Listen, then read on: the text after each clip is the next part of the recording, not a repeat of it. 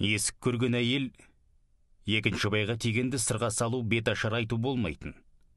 Ата-баба салтын сақтаймыз десек, үшінші, төртінші күйеуге сырғаланып, жария жар салып ұзатылып жатқан әнші келіншектер туралы бірдеңе деуіміз керек еді ғой. Бұл қазір ажыраса салу, одан жігіт те әйел де еш қысылмай, еш қымсынбай, біреуі жаңа үйленіп, біреуі тұңғыш тұрмысқа шығып жатқандай, тіпті өміріне батыл да дұрыс таңдауды енді жасап, енді шын бақытқа қолы жетіп жатқандай насихат секілді болып барама дейсің. Өзім туып өскен Алтай өңірінде далада далбақтап шауып келе жатқан жігітке қатын алып келе жатқандай не болды деген сарында сөз айтылатын. Олай дейтіні, келіншек алып келе жатқан жігіт ауылға таяғанда жалғыз өзі шауып келеді.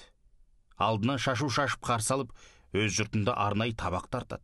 Бұл енді өз жұртында да арнай табақ тартылар белеске шыққан білдірсе керек. Біздің ауылда әлі солай күйеу жігіт атпен шауып келеді. Сөйтіп әйелі қайтыс болып, әлде басқа жағдайда төсек жаңғыртқан жігіт келіншекті әкелгенде бұрынғыша атпен шауып келмейді. Солай. Ол да енді тағдырдың бір мүкіс түскен сәті де. Қыз босағасынан бірінші аттаған болса, әрине бет ашар айтылады.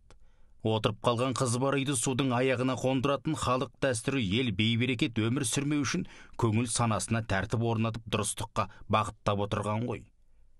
Су басындағы үйден қыз алған ел қатарлы жігіт екен дейтін баға да осыдан шықса керек. Қысқасы, қыз бір-ақ рет сәукеле киетін, бір-ақ рет сырға тағатын, бір-ақ рет бет ашар тыңдайтын, жігіт бір-ақ рет шауып келетін. Екінші, ал сыңсуды ұзатылып бара жатқан қыз өз айтатын. Сыңсу деген жат жұртқа ұзатылып бара жатқан кездегі жақындарына деген жүрек жарды сөз ғой, тіпті назы да.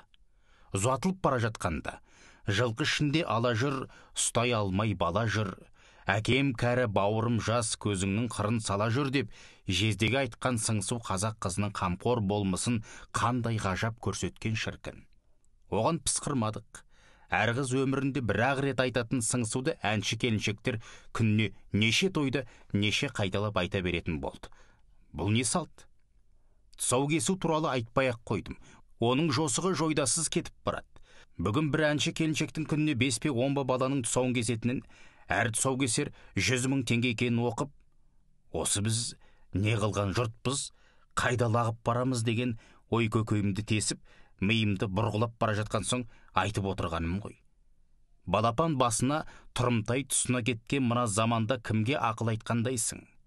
Ұлттық бірегейлік керек десек, той жиын өлім жітім секілді ритуалдарды жөнімен орындауға күш салу керек. Ұлттық кеңес не бітіргенінен толық хабарым жоқ екен.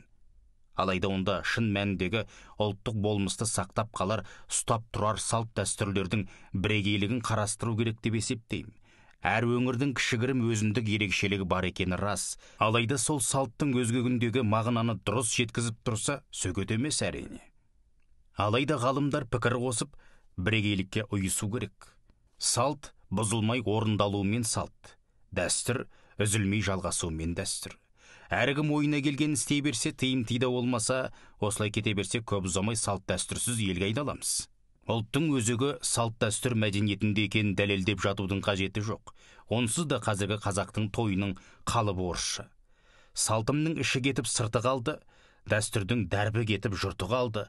Ай дейтін ажасы жоқ мынау елдің жосықсыз жолбике салт шырқын алды. Оларбек Нұрғалымұлы. Оқыған Қуат Ахметжан.